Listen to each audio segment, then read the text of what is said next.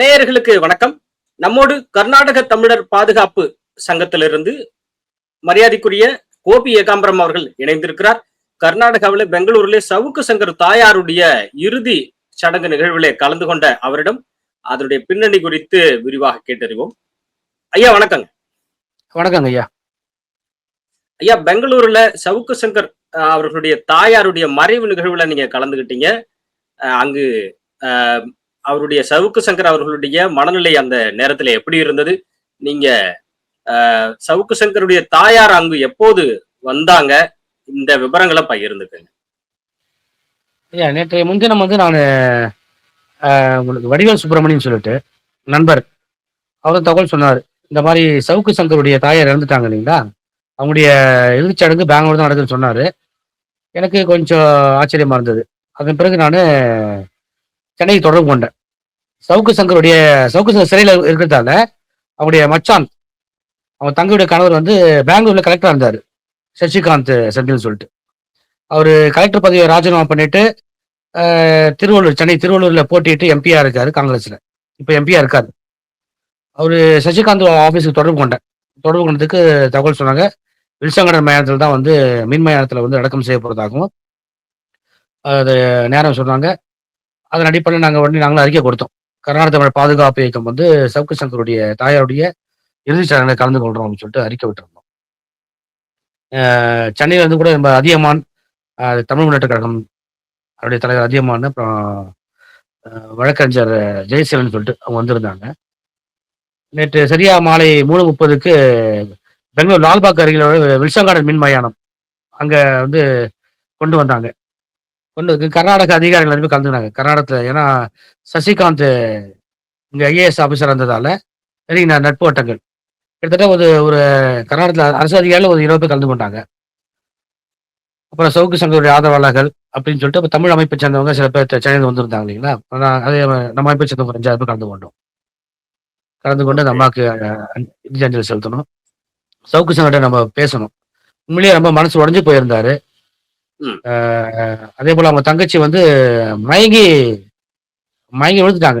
அந்த அளவுக்கு ரொம்ப மனசு உடைஞ்சு போய் ரொம்ப இதுல இருந்தாங்க. நம்ம உடம்பு சரியில்லாம இருந்தாங்களாம். உடல்நிலை சரி. இந்த செல்வ பெருந்தகை ஆட்களை வைத்து அந்த மனத்தை சென்னையில அவங்க வீட்டுல கொட்டினாங்க பாருங்க. அந்த நிகழ்வு நம்ம மனம் உடைஞ்சு போயிருந்தாங்களாம். அதுல இருந்து அவங்களுக்கு இன்ஃபெக்ஷன் ஆகி உடல்நிலை சரியில்லாம போறதா கேள்விப்பட்டேன் தகவல். கிட்டத்தட்ட அந்த சம்பவத்துக்கு பிறகுதான் அவங்க ரொம்ப மனசு உடைஞ்சு போய், ஏன்னா இந்த அளவுக்கு ஏதாவது பிரச்சனைக்க வழக்கு போடுவாங்க, எதிர்கொள்ளலாம், சந்திக்கலாம். ஆனா மனத்தை கொட்டுற அளவுக்கு தமிழ்நாடு அரசியல் கேடு கெட்டு போயிருக்கு, அந்த அளவுக்கு தரம் கெட்டு போயிருக்கு சொல்லிட்டு அவங்க மனசு உடைஞ்சு போய் கிட்டத்தட்ட அந்த மனத்தை உள்ள ஊத்தின பிறகு நிறைய அடியாட்கள் மிரட்டினாங்க. கிட்டத்தட்ட ஒரு 5 மணி நேரம் வீட்டை விட்டு வெளியே வரல அவங்க. அதுலயும் அவங்க மூக்க மூடிட்டு கரைச்சி வச்சுக்கின்னு மூக்க மூட்டை மயங்கி நிலை தான் இருந்தாங்களாம் அந்த வீட்டுக்குள்ள, பயந்து போய். ஸோ அதுல இருந்து அவங்களுக்கு இன்ஃபெக்ஷன் ஆகி இந்த ரொம்ப உடல்நிலை சரியில்லாம போச்சுன்னு கேள்விப்பட்டாங்க தகவல். சவுக்கு சங்கர் பேசும்போது கூட ரொம்ப மனசு உடைச்சு போய் தான் இருந்தாரு. அப்புறம் அவங்க அம்மாவுடைய எதிர்ச்சடங்குல அவங்க அம்மா காலில் விழுந்து அவங்க பாதத்துக்கு முத்தமிட்டு சபதம் பண்ணாரு. அது என்னன்னு சபதம் பண்ணாரு தெரியல, சபதம் பண்ணாரு. கிட்டத்தட்ட இந்த அவங்க மரணத்துக்கு காரணமே ஆளும் திமுக தாங்க. ஓகே. சவுக்கு சங்கர் அவர்கள் ஒரு சபதம் செஞ்சார் அப்படின்னு சொல்றீங்க அப்படின்னா அது ரொம்ப புதுமையா இருக்கு. ஏற்கனவே சவுக்கு சங்கருடைய தாயார் அவர்கள் நீங்க சொன்னது போல ஒரு மன உளைச்சலில் இருப்பதாக பலரும் பதிவு செய்யறாங்க. தாயாருடைய இறப்பு நிகழ்வுல சவுக்கு சங்கர் இப்படி ஒரு சபதம் எடுக்கிறாருன்னா நிச்சயமாக இதற்கான ஒரு எதிர்வினை ஆற்றக்கூடிய மனநிலையிலே அவர் அதை செஞ்சிருக்கணும். கண்டிப்பா. ஏன்னா இப்போ சவுக்கு சங்கர் நீங்க வழக்கு போட்டு சிறையில் அடைக்கிறீங்க, பழி வாங்குறீங்க, அது வேற. ஆனா அந்த குடியிருக்கிற வீட்டுல போய் மனத்தை கூட்டிட்டு ஆட்களை கூட்டி அடியாட்களை கூட்டி மிரட்டுறதெல்லாம் மிகப்பெரிய இது மனித மீறலுங்க. அது தமிழக அரசு வேடிக்கை தான் பார்த்துட்டு இதுக்கு முழுக்க முழுக்க பின்னணியில தமிழக அரசு தான் இருக்குங்க. சவுக்கு சங்கருடைய ஆதரவுகள் இப்ப வந்திருந்தாங்க அப்படின்னு நண்பர்களாகட்டும், அவர் கூட பணிபுரிய நாட்களாகட்டும், அவங்க கூட பேசும்போதெல்லாம் அதான் சொல்றாங்க. முழுக்க முழுக்க இந்த சாவுக்கு அவங்க அந்த அம்மா கமலாமா சாவுக்கு காரணமே திமுக தான் அப்படின்ற மாதிரி எல்லாம் சொல்றாங்க. ஓகே. இல்ல ஒரு பக்கம் செல்வ பெருந்தகையும் காங்கிரஸில் தான் இருக்கிறார். நீங்க சொன்னது போல சவுக்கு அவர்களுடைய அ தங்கை கணவரும் வந்து காங்கிரஸில் தான் இருக்கிறார். ஸோ அது நிச்சயமாக அவர்களுக்குள் அப்படியான முரண்பாடு இருப்பதாக நம்ம எப்படி புரிஞ்சுக்கிறதுங்கிறது தெரியல. ஆமா. அவங்க ஒரு தங்கையின் கணவரும் காங்கிரஸ் தான் இருக்காரு. ம், பட் ஆனா இவரு அந்த உறவுகள் வேற, அரசியல் வேற.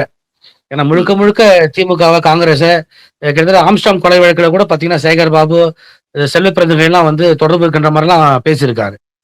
ம். அது மட்டும் இல்லாம, அண்ணாமலை கூட ஒரு பதிவு போட்டிருந்தாருங்க. செல்வ பிறந்தகை வந்து இந்த தூய்மைப் பணியாளர்கள வைத்து, அவங்கள வந்து செல்வந்தர் ஆக்குறேன் அப்படின்னு சொல்லிட்டு ஒரு திட்டத்த போட்டு அவங்களுக்கு லோன் வாங்கி குடுத்து, அந்த இது முறைகேடு பண்ணியிருக்காரு.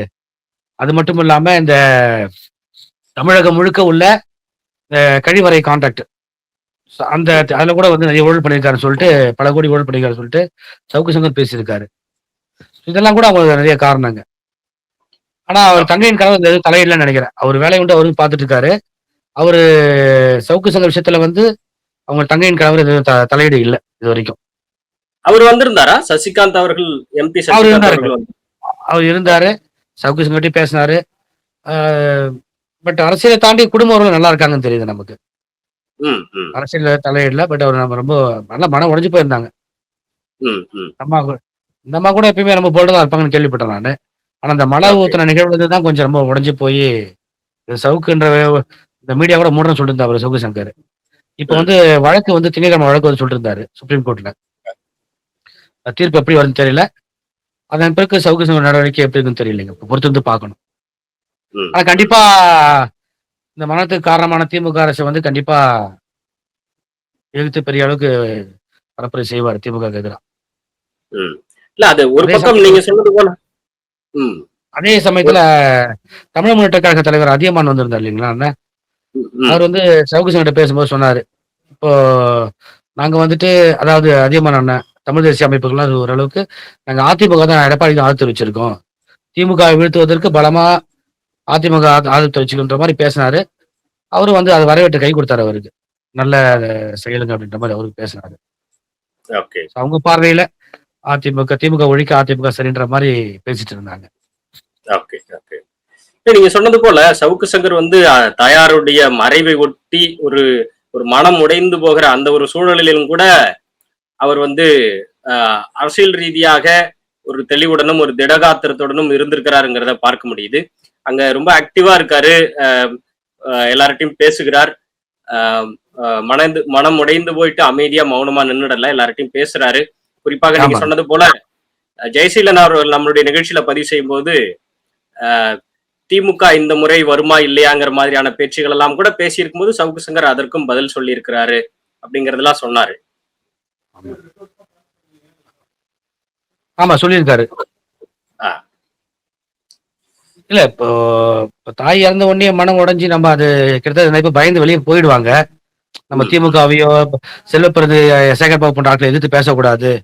நம்ம வேலை உண்டு அப்படின்ட்டு வேலைக்கு போயிடலான்னு நினைப்பாங்க நெறைய பேரு. இந்த அளவுக்கு இழப்பு ஏற்பட்டு.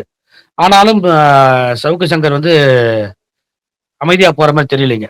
நம்ம பேசின விஷயத்த தெரியுது. ஆனா அவ தாய் அவங்க இழப்பு மிகப்பெரிய பேரிழப்பு தான். ஆனாலும் உம் வந்து இதுக்கு முழுக்க முழுக்க காரணம் ஆளுங்கட்சி திமுகன்றது தெளிவா இருக்காரு. ஓகே கண்டிப்பா அதுக்கு எப்படி என்ன அடுத்த அடுத்த கட்டம் எப்படின்னு பார்க்கணும். அவருடைய செயல்பாடுகள். Okay okay. இல்ல இப்ப எனக்கு கர்நாடக தமிழர் பாதுகாப்பு இயக்கம் ஏன் சவுக்கு சங்கருடைய ஆஹ் அவருடைய வீட்டு துக்க நிகழ்வுல பங்கேற்றது? ஆமா. இந்த கேள்வி நெறைய பேர் எனக்கு கேட்டாங்க. நெறைய பதிவுகள்ல பார்த்தீங்கன்னா கூட, இவரு சவுக்கு சங்கர் வந்து நமக்கு தமிழர்களுக்கு துரோகி. சீமான வந்து ஆதரவு தெரிவிச்சாரு. சீமானுக்கு எதிர்த்து அப்ப நாம் தமிழர் கிண்டல் அடிச்சு பேசுறாரு. அப்படிலாம் நெறைய பேரு பேசிட்டு இருந்தாங்க. அது மட்டும் இல்லாம இவரு சந்தர்ப்ப சூழ்நிலைக்கு தகுந்த மாரி அரசியல் செய்றவருன்ற மாரிலாம் விமர்சனம் வச்சாங்க. நான் அதெல்லாம் பார்க்கல. எனக்கு நமக்கு தமிழர்களுக்கு பொது எதிரி யாருன்னு பார்த்தீங்கன்னாக்கா, திராவிடம் பேசுற திமுக தான். குறிப்பா தமிழ்நாட்டை ஆண்டு கொண்டிருக்கிற திமுக தான் தமிழர்களுக்கான பொது எதிரி. அந்த பொது ம் எதிரியை பார்த்து பொது எதிரிய இவரு ரொம்ப தைரியமா, போல்டா சவுக்கு சங்கர் எதிர்த்து பேசிட்டு இருக்காரு. அவங்களுடைய முகத்திலே கிழிச்சு காய போட்டாரு. அதுல சவுக்கு சங்கர் பங்கு பெரிய பங்கு தமிழ்நாட்டு அரசியல்ல. ம் கிட்டத்தட்ட சவுக்கு சங்கர பார்த்து திமுக பயப்படுதுங்க. நீங்க பயந்த வசத்தா அன்னைக்கு அவரு சிறையில வைக்கிறது, குண்டாஸ் உள்ள போடுறது, இந்த பெரிய வேலை பண்ணிட்டு இருக்காங்க. அப்படி இருக்கும்போது நமக்கு பொது எதிரியை வந்து வீழ்த்துவதற்கு ஒரு பலமா இருக்காரு சவுக்கு சங்கர்.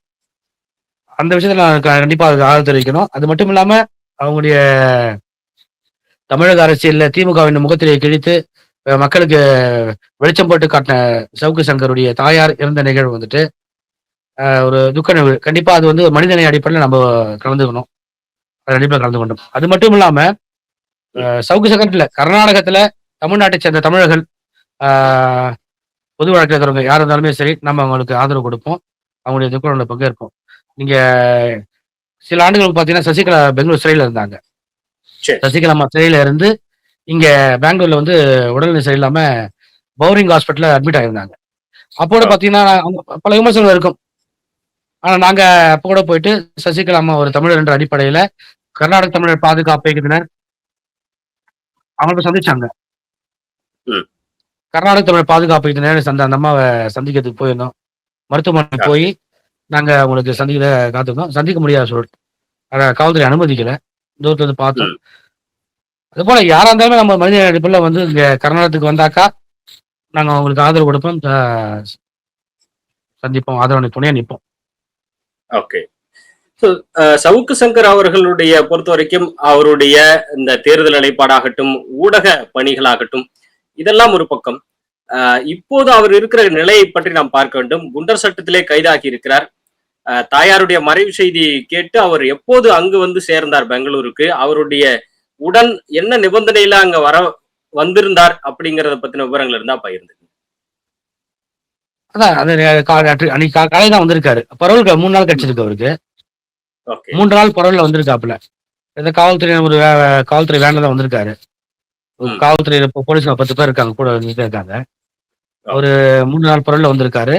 வந்து தாயுடைய விசாரணைலாம் முடிச்சுட்டு கிளம்பி ம். இருக்காரு. மீண்டும் அதான் 3 நாள் பரோல் 3 நாள் தான் கிடைச்சிருக்கு அவருக்கு. அந்த ஓஹோ! நிகழ்வோட பார்த்தீங்கன்னாக்கா, புகைப்படம் யாரும் எடுக்க விடல.